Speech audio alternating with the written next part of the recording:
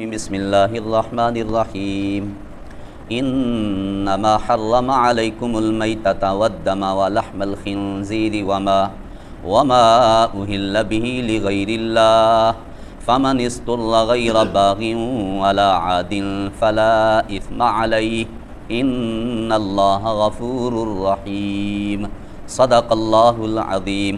سورۃ البقرہ آیت نمبر 173۔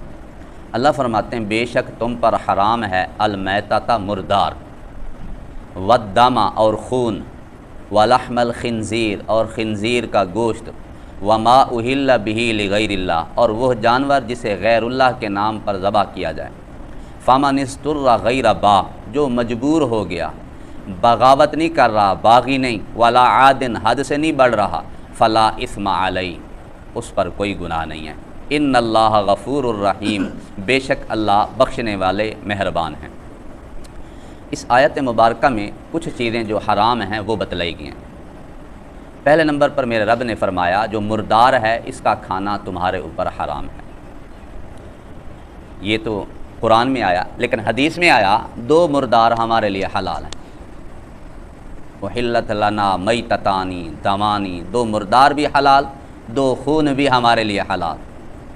ایک مچھلی، اس کو ہم ذبح کرتے ہیں، کچھ ایسے ہی پکڑتے ہیں، وہ اپنی موت مر جاتی پھر ہم کھاتے ہیں، لیکن یہ ہے کہ ہم نے اسے زندہ پکڑا ہو۔ اگر دریا میں سمندر میں مر کے پہلے اوپر تیر رہی ہے پھر ہم نہیں پکڑ کے کھا سکتے۔ ہم نے خود زندہ پکڑا، اس کو ذبح نہیں کرنا، ذبح کیا بغیر کھانا ہے۔ حدیث میں اسے سمجھایا گیا ہے دو مردار ہمارے لیے حلال ہیں، ایک مچھلی ایک ٹڈی۔ ٹڈی وہ جو کبھی کبھی آتی ہے وہ، ہاں اس کو بھی ذبح نہیں کرنا، اس کو بھی ایسے ہی جب سے مر جائے، گری مر گئی، اس کو ہم نے کھانا۔ اور دو خون ہمارے لیے حلال ہیں، ایک جگر اور ایک تلی۔ ویسے تو خون حرام ہے، لیکن قرآن میں اور جگہ واضح بھی آیا الا ان یکون میتۃ او دما مسفوحا، مردار حرام ہے اور بہتا ہوا خون حرام ہے، بہتا ہوا۔ یہاں مطلق آیا کہ خون حرام ہے۔ اس خون سے مراد وہ خون جب ہم جانور ذبح کرتے ہیں اور خون جو بہہ کے نکلتا ہے، پریشر سے نکلتا ہے، وہ خون حرام ہوتا ہے۔ اس خون کو ہم نہیں کھا سکتے، وہ خون ہم استعمال نہیں کر سکتے، وہ خون نجس ہے، کہیں لگ جائے ناپاک ہو جاتا ہے۔ تو کیا آیا تم پر مردار حرام ہے، اب دو مردار ہمارے لیے حلال ہیں۔ اب یہ مردار اس سے کیا مراد ہے؟ ایسا جانور جو خود مر جائے، ہم نے ذبح نہ کیا ہو۔ قرآن میں دوسری جگہ واضح ہے المنخنقۃ والموقوذۃ والمتردیۃ والنطیحۃ، ایسا جانور جو گلا گھٹنے سے مر جائے، ایسا جانور کسی کو لٹھ ماری، لکڑی ماری، کوئی چیز ماری مر گیا، اوپر سے نیچے گرا مر گیا، کسی جانور نے اسے سینگ مارا مر گیا۔ تو یہ مردار کی اقسام بتائی گئی کہ ایسے جانور جو خود بخود مر جائیں، جس کو ہم نے پکڑ کر اللہ کے نام پر ذبح نہ کیا ہو، ایسا جانور ہمارے لیے حرام ہے۔ اب اعتراض کرنے والے تو اعتراض کرتے ہیں دیکھیں جی وہ جانور جس کو اللہ نے مارا ہو نہیں کھاتے، جب خود ذبح کرتے ہیں کھاتے ہیں۔ اللہ مالک الملک ہے، میرا اللہ جو حکم دے ہم نے ویسے تسلیم کرنا ہے۔ جس جانور کو ہم پکڑ کے خود ذبح کرتے ہیں اس سے خون بہہ کے نکلتا ہے، جب وہ خون نجس نکل جاتا ہے یہ جانور ہمارے لیے حلال ہو جاتا ہے۔ جو جانور خود بخود مرے اس کا خون نہیں نکلتا، جس کی وجہ سے اس کو کھانے سے ہماری صحت کے لیے نقصان دے۔ یہ اعتراض تو جتنے مرضی بنا لیں، پھر یہ بھی تو اعتراض ہے، دیکھیں نا اب اللہ نے حکم دیا ہے ہمیں کہ تم میرے نام پر قربان ہو، وہ جہاد کرو، جہاد کرتے کرتے بندہ شہید ہو جائے، یہ بھی تو اسے فائر لگے، چاقو لگے، چھرے لگے، تلواریں لگی، اور ایک یہ خود بندہ اپنے آپ کو چاقو سے قتل کرے، یہ بھی تو۔ اب یہ خودکشی حرام ہے کہ خود مارے، ویسے فائر لگ گئے، ویسے جہاد میں تھا تلواریں لگ گئیں، اس کا تو درجہ ہی اور ہے۔ پھر تو ایسے میرے رب نے حکم دیا، حکیم ذات ہے، ہم کیا کر سکتے ہیں؟ اعتراض کرنے والے تو کرتے رہیں گے۔ تو فرمایا تمہارے اوپر مردار حرام ہے۔ مردار کھانے سے صحت کے لیے بھی نقصان دہ ہے، مردار کھائیں گے صحت کے لیے بہت زیادہ نقصان دہ ہے، اور اس کے ساتھ ساتھ وہ نجس بھی ہوتا ہے، خون اندر رہ جاتا ہے، قباحتیں کئی ہیں، دل نہیں چاہتا، دل مطمئن نہیں ہوتا، اور میرے رب نے ہمارے اوپر حرام کر دیا، ہم نہیں کھا سکتے بغیر چو چراں کے، ہم تسلیم کر لیتے ہیں۔ والدم، اور دوسرا حکم کیا آیا؟ جو خون ہے، خون بھی ہمارے لیے حرام ہے، لیکن خون کون سا؟ دوسری جگہ واضح آ گیا او دما مسفوحا، بہتا ہوا خون۔ بہتا ہوا خون ہمارے لیے حرام۔ ہم اس میں احتیاط بھی کیا کریں جس چھری چاقو سے ہم ذبح کرتے ہیں اسی پہ خون لگا ہوتا ہے بہنے والا، پھر ہم اس کو صاف نہیں کرتے، دوسری جگہ اس کو لگا رہے ہوتے ہیں۔ اس سے بھی احتیاط کریں، وہ نجس ہوتا ہے، کہیں اور لگ جائے، کپڑے پہ لگ جائے، دوسری جگہ لگ جائے، اس کو بھی نجس بنا دیتا ہے۔ اور ایک اس سے جو بہتا ہوا خون ہے، اس کو ہم جو چیزیں حرام ہیں، اس میں مسئلہ فقہا اور بھی لکھتے ہیں کہ اس کو بیچنا بھی پھر حرام ہوتا ہے۔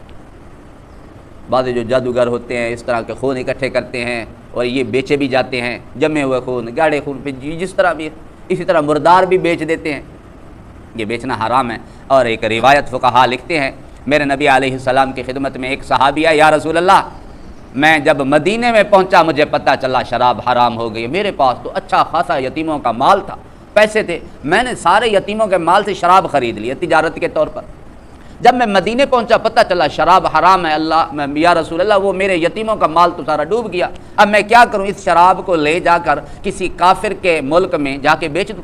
میرے نبی نے فرمایا ثمن الحرام حرام، حرام چیز کا ثمن، حرام چیز کی قیمت یہ بھی حرام ہوتی ہے، بس جو ڈوبنا تھا اب ڈوب گیا۔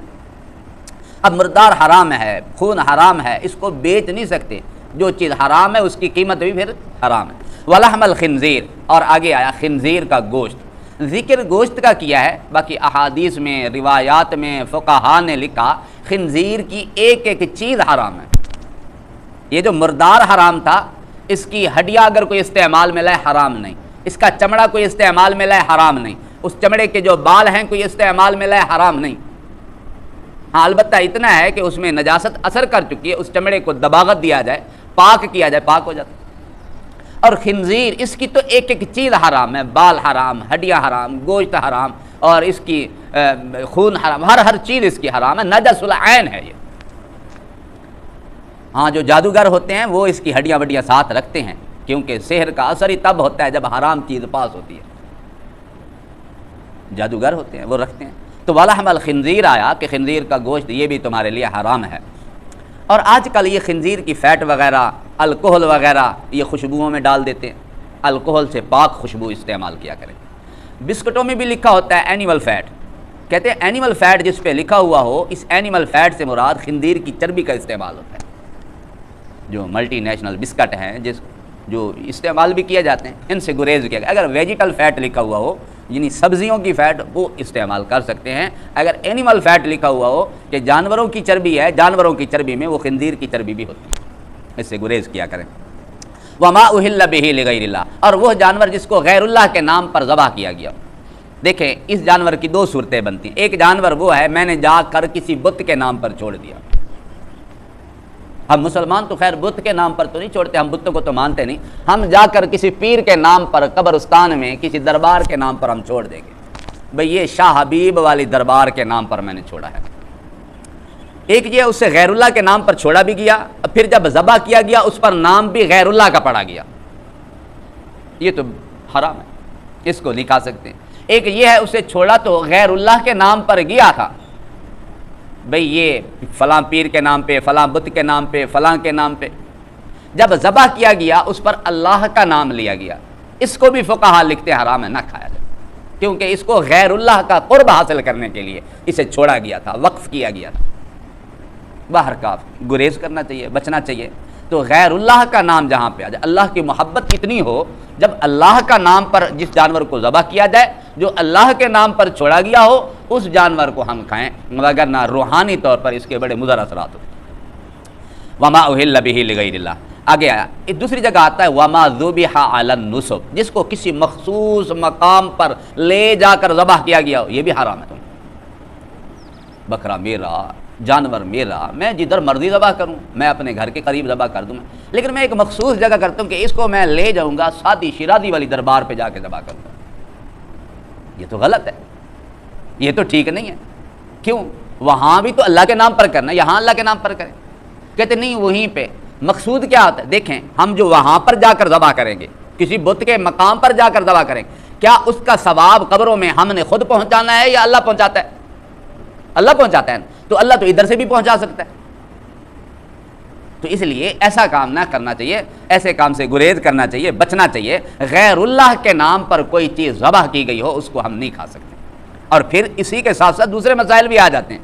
ایک تو یہ غیر اللہ کے نام پر جو جانور ہے ذبح کے، ایک غیر اللہ کے نام پر اسے تقسیم کیا جائے. مٹھائی غیر اللہ کے نام کیا ہے, کھیر غیر اللہ کے نام کیا ہے, اور اس کے ساتھ ساتھ چاول غیر اللہ کے نام پر پکا.